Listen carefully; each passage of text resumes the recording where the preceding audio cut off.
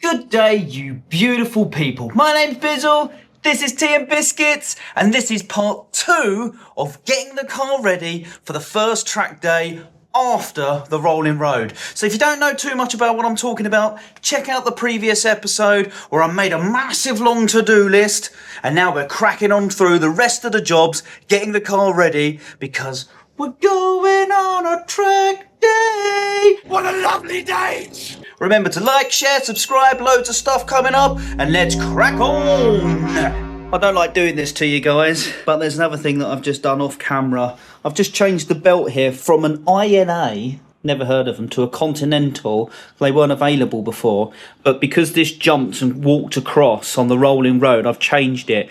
Now the reason I did this off camera is because it was a absolute pig. I thought I'd be able to just push it on the same as the old one, but the Continental ones are actually shorter by about 7mm, so I just couldn't just slide it on and then do up the tension pulley. I had to use a screwdriver. Sorry guys, underneath here, look. I can't get these plastics anymore, but I've damaged them a little bit, just a little scrape, not too bad. But my God, that was a pain to get on, but it's done. So that means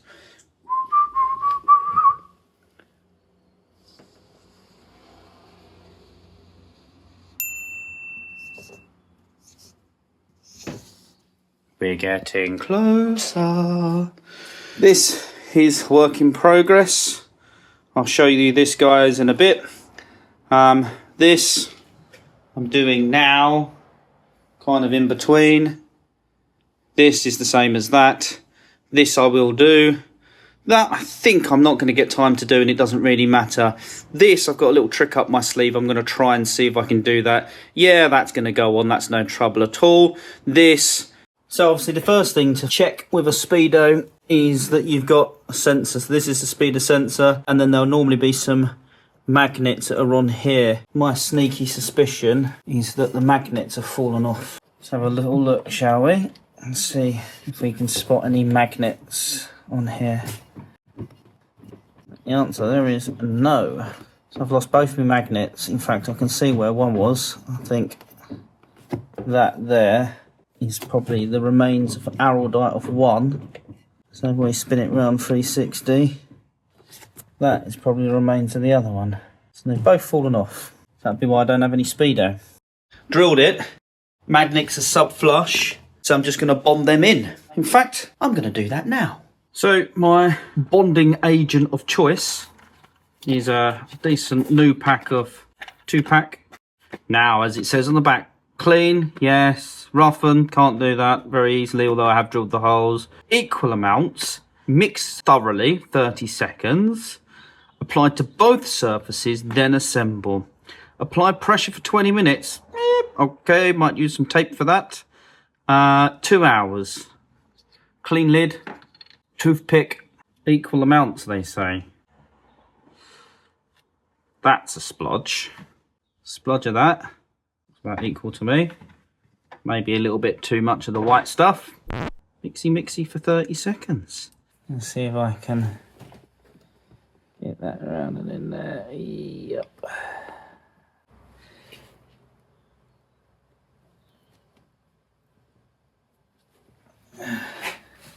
Do I smear it over? I mean, might as well, eh? That's that one.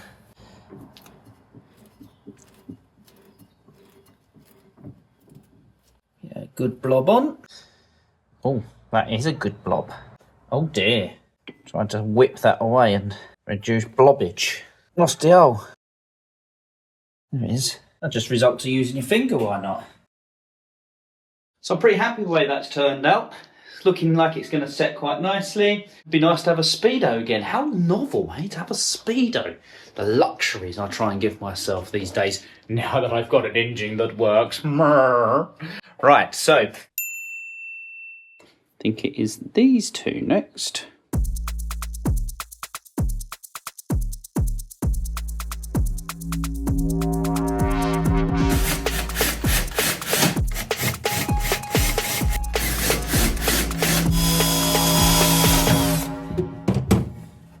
Okay, so trying to get this old fuel line out, the one that I nicked, which I think is just here, the nick. Can't really see it. I'll show you when I get it out.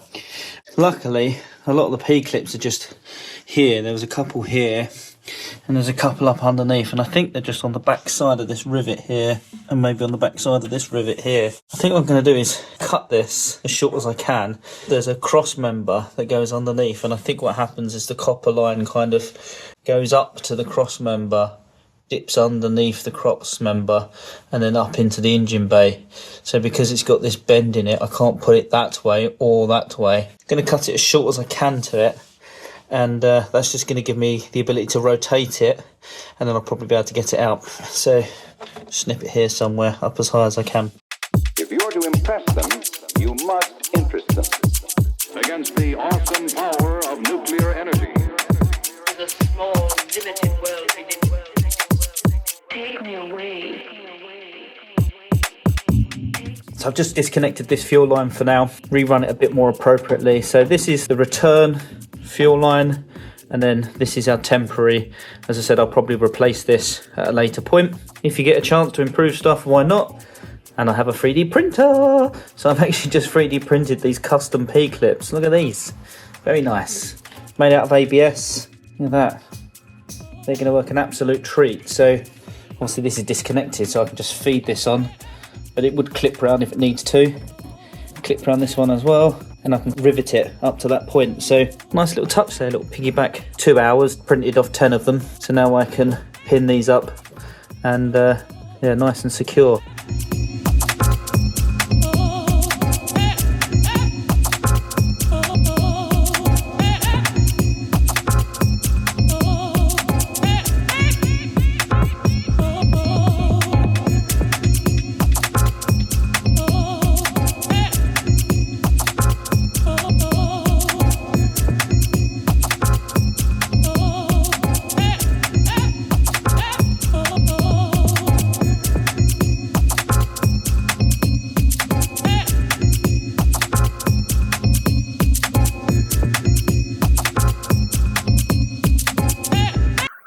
So I've got these custom P-clips in now. I'm really happy with this result. Put an extra Jubilee clip on here because when I rivet this panel on, I don't want to be worrying about any small fuel leaks or anything. The copper tube runs to about here. So just a couple of clips just to make sure that's not going to leak at all for now. But yeah, these P-clips, custom P-clips, do the job. Work really well. Better than OEM. When I say better than OEM, bearing in mind this is a factory car, apparently. Better than Raw built it, I guess, better than back in the day. But this is very messy here. So I'm just going to give this all a good clean up here, which is going to be incredibly satisfying. This here is very much front diff oil seal, which is annoying. So that's a diff out job. And this is a weakness in the raws as well, so much like the rear wishbones, this is an issue as well. Loads up this metal plate. Saw exactly the same problem on Russie's one way back in a previous episode, so that's definitely a job to do. It's only a metal plate, I mean it can't be doing too much. It's obviously taking some stress and it's not designed for it, so I'll be reinforcing that when I get the chance. Yeah, should be fun. Although I say that, now my mechanical engineer brain's on, bit of a worry. You didn't see anything.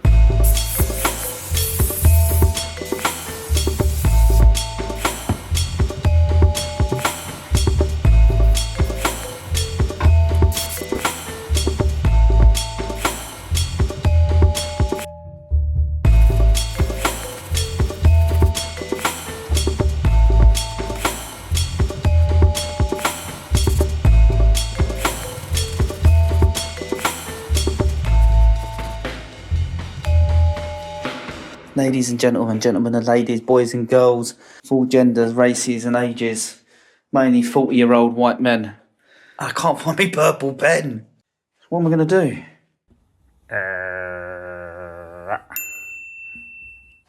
I'm just going to cover up this hole here, which is pretty ugly and not very nice from before. And also, it doesn't hit where I want the gearbox filler plug to be. So the gearbox filler plug is like here. So it's very difficult to get it on. So this is from a previous kit car. So I think I'm going to see if I can get that fitted there.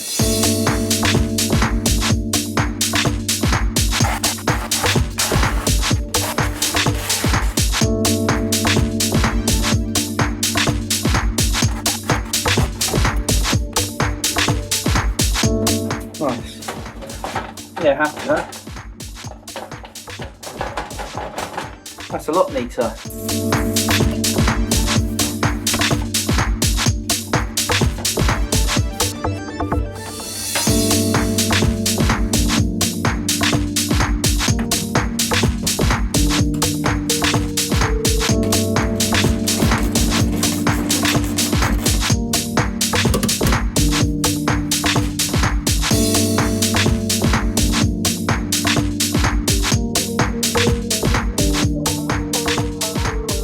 So I've just been beavering away off camera. So the rivets are in, which I think you saw before. So I've just fitted the handbrake now as well. Put the Speedo sensor on and the gear stick back in as well. So when we check the Speedo sensor, it's actually on the pluses at the moment because the magnet is right underneath the sensor.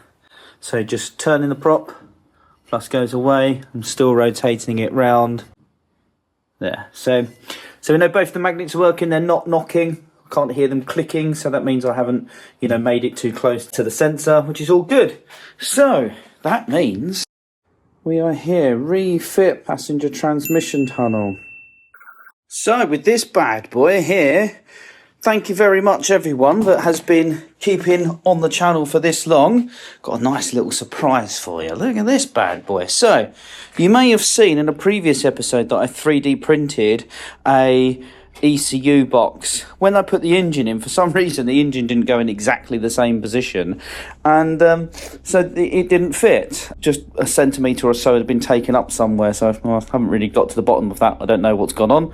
Nevertheless, that's happened. So what has happened, which is exciting, is I've rotated this round now so it fits here, but check out the lid.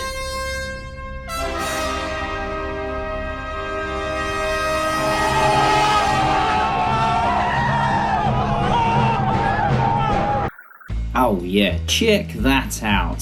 3D printed with the laid in yellow TeaN'BizzKits and YouTube symbol. It's a little bit chintzy, a little bit show offy, but that was not an easy thing to do. I've only got a basic Prusa 3D printer, so if you want to know how I did that, check out the end of this video where I have a quick walkthrough of what I did to get this result, which I am well chuffed with. Now, some of these bits I'm not going to be able to do. You need to be doing this. If you haven't already, please subscribe, like, share, all that jazz. This I will do. This, I think I'm going to wait until afterwards. I haven't got time before the track day to do this as well. Clean's probably not going to be as thorough as I want it to be, but I'm holding out that I've got time for that. So, everything else is done, apart from this. Well, as you know, it's been Christmas recently, and luckily, I was a good boy. And because I was a good boy, I got a new toy. My toy is an Insta360. Whoa, a new toy! Can I play? X4 no less. Check out that bad boy. So that is definitely coming out on the track day with me. I cannot wait to get some footage and share the footage with you. That's going to be pretty mega. I'm really looking forward to that. I like it! So, how do I mount that? What I've got tucked up here is a bracket and two large Jubilee clips. And I've got some hard rubber, so I'm going to put some hard rubber on top of there. Open up them two Jubilee clips. And that's where my 360 camera is going to go. Right in the middle, right on the top of my roll bar. So I'm hoping I'm going to get some really good footage. Bearing in mind it's going to rain, it's going to be some sideways action. If all goes well, I don't hit anything and the rain doesn't ruin the camera or ruin the footage. But yeah, really excited. So that means it's another thing off the list. Happy days. So what have we got left? I've added this one on the bottom because I think it's got a leak. So we need to refill the diff. And then need to clean, fit rear diffuser. Also need to fit wheels.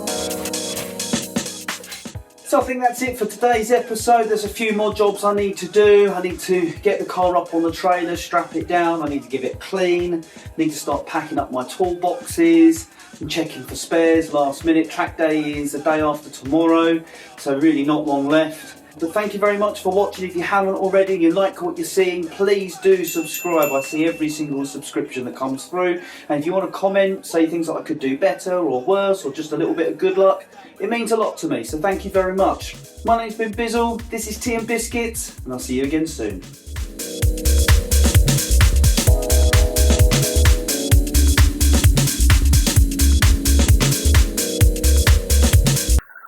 So, using SolidWorks, just going to quickly scroll up to the top and just basically quickly work down the tree. So I started off with the base. This was a template which was actually proven out through the other ECU mount that I originally had, but essentially I just take measurements, mount out where the holes are, and I know this kind of fits.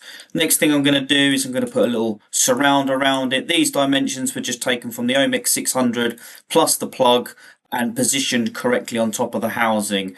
After that I had to make a little cutout to make sure I can get the plug and the cables up through. After that we're going to put some screw bosses in because we know we're going to need a lid on the top, and then going to start to put some gussets in. So two the other side, one each side, sorry, and then a pair matching at the back. Add some fillets, starting to make it look a little bit pretty and nice now. And then we put a lid on. Now one of the things that's important here is I'm keeping my bodies separate. So I have the bottom body and I have the top, and that's just unticking a box within here, right? So if you know SolidWorks, you'll know that there's a merge result. So that's unticked, which means it stays as a separate body. If I ticked this, it would join it as one body. So by doing that means that I can separate them at a later point, which helps with the 3D printing. So that's just some little guides for the lid, which are on the inside. Add some more fillets, make it look nice. Okay, then I templated out the words that I wanted on the top, and I just thinned that slightly so that the letters, the yellow letters, don't have to protrude through the full thickness of the case. Just found in practice that actually works a bit better. Now here's a little trick which I did here. So then what I do is I then use that original marking out and the holes that I made with the TeaN'BizzKits logo. I then offset a sketch 0.1 of a mil all the way around. Takes a bit of time, but you can just offset 0.1 of a mil all the way around, and that creates these new bits. Now at the moment these will all be bodies, right? But don't worry, because they're going to be joined. So what I do here, I'm just going to hide this for a second. I put a base on the bottom and I've changed it to colour. So now all of these bits are rejoined back up. So the next thing to do then is the YouTube symbol, thinning it out, filling it in, changing the thickness here at the back because I have a funny triangle that's going to go in. So I'll probably thicken that up to then thin it back down with a square on the back, because then I'm going to pop the white play symbol in the middle and back that off. So I add the hyphen in, build the yellow back forward, bosh, and then the apostrophe up here, fill that in. And then when we go to the top, what we have here is the base. So that's printed in one. And then we have these little bits, the A, the B's. Yeah, so A, B. And then we have the red section and the white section and the lid and the yellow. So then these are all just printed all separately, and then it's all assembled. And the end result is on the car.